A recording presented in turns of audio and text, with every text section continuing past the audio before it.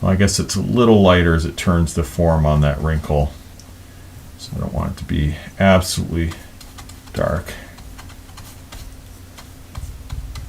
Maybe just have a little bit of variety in these mixes, so it gives it some visual interest.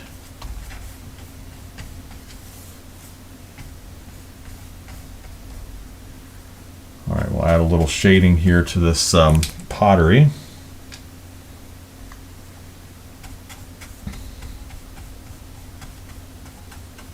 There we go.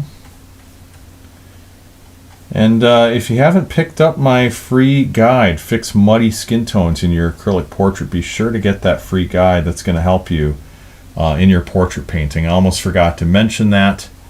I normally mention it at the beginning, but I was just so excited to get into the painting process. I just dived in. But I do have that free guide for you, Fix